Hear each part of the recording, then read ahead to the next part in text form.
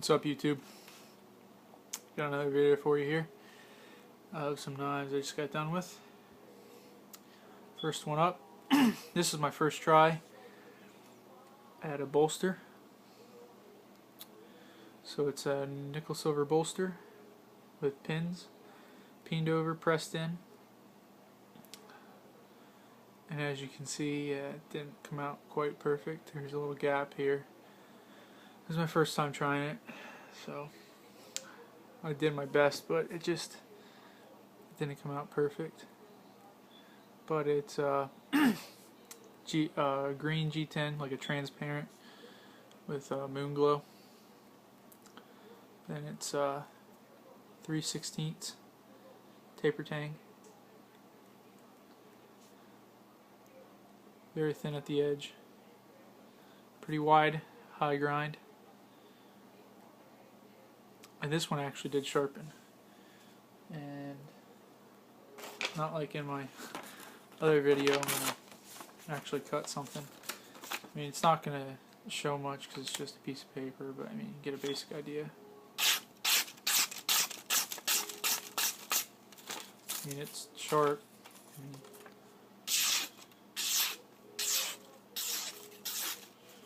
I don't really know what this proves, but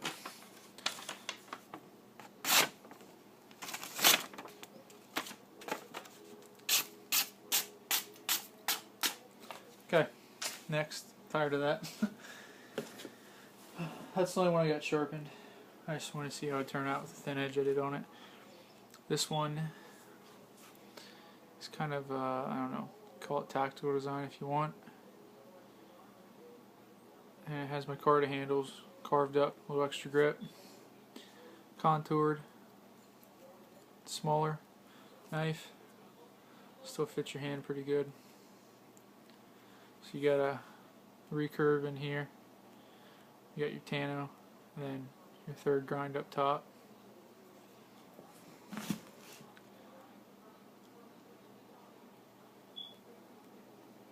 Then you got checkering and jimping up here. Provides really good grip.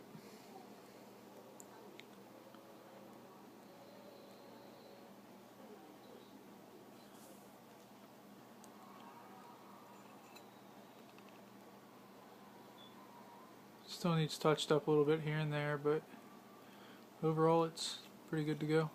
Feels pretty good in the hand too. I mean, it doesn't. I mean, it's a pretty long knife.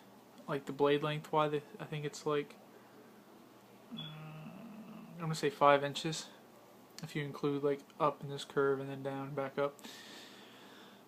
So I mean, it's a pretty compact little knife for its size. It should cut pretty well because it's very thin as well. I don't know why, but right now I'm really into these thin grinds. I just think they perform so much better. There's that one. Then we got this one. This one is ATS 34.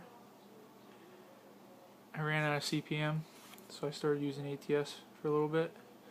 It's a Kieranite with linear tubes, checkering, and a nice thin edge. Not sharpened yet. I like to wait till I make the sheath to sharpen it and do it after that, but I mean, you can see there, I mean, it's thin. So, but it fits my hand perfectly. I mean, it just sits right in there. This little palm hump or whatever you want to call it feels really good in your hand. I don't know, I don't really like Kieranite because you kind of have to polish it up really nice to get it to look right.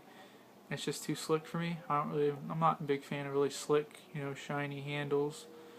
I'm more of a function kind of guy, but I know there's people out there that do like this kind of style. So, went with that.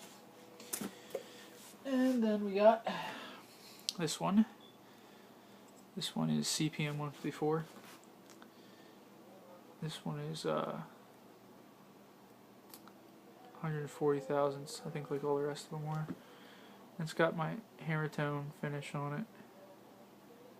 which takes a lot of work just to do that little shiny part on there. And then it also has file work on it.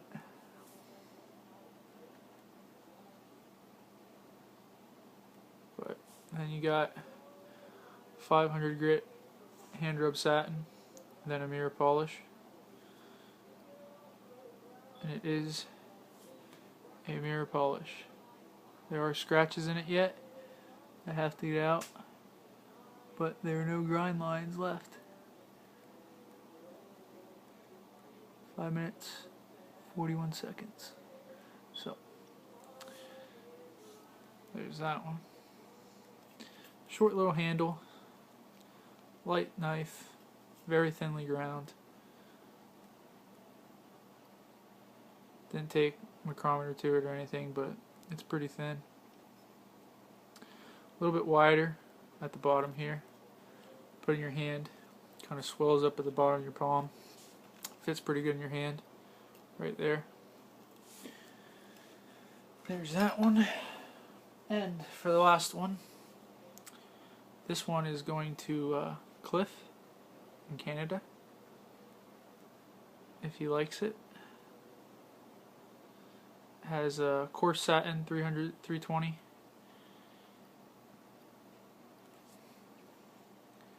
Moon glow and carbon fiber. Jimping, and then the hammer tone finish from here up to here, then satin there.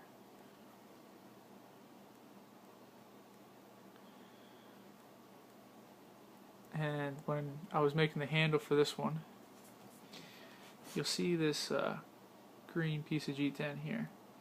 I made 2 left-hand scales because I wasn't paying attention. So what I did was I got the first hole in the front and the back hole in the back to line up. And then what I did was there was actually 4 holes here. So I made inlays on the grinder, which you can see how small these are. I mean, they're tiny. So I had to taper them and do it by hand on the grinder. And then there's a carbon fiber one. Where is it? Right there, yeah. So then I tapered them and then pressed them in. That's done on both sides. So there's the green G10. Where's the carbon fiber one? Where the hell is it at? Oh, right there it is. I don't know if you can see that or not, but it's right there. So, I mean, it's not like showroom, you know, perfect shine. I'm in the detailing right now. It's not a show quality, put it that way.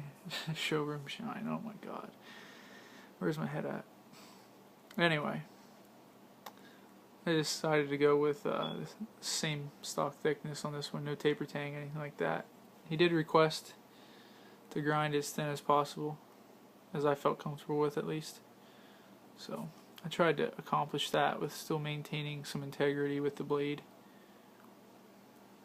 So I think it turned out pretty well. I don't know how thin it is, but I know it's thin. Very thin. And to give you a size comparison, I got a Pretium here. So there's the Pretium, and then there's mine. It's hard to get this in frame, but so it's a pretty big knife. And I made this according to his hand specs that I asked for. His hand's a little bit bigger than mine, so this one doesn't fit me just perfect, but it should fit him pretty well if he wants it. It has a palm swell contoured, a little bit thicker of a grip, but it should fit his hand pretty well. It's just a little bit bigger than mine. So, multiple grips. you know, regular hammer, standard, reverse, yeah, all that good stuff.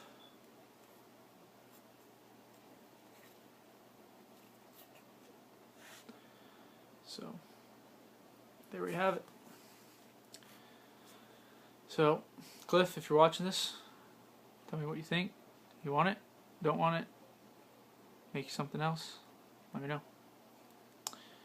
Hopefully this video uploads, because I made a first one and it didn't want to upload. It's a pain in the ass. So thanks YouTube. Hit me up.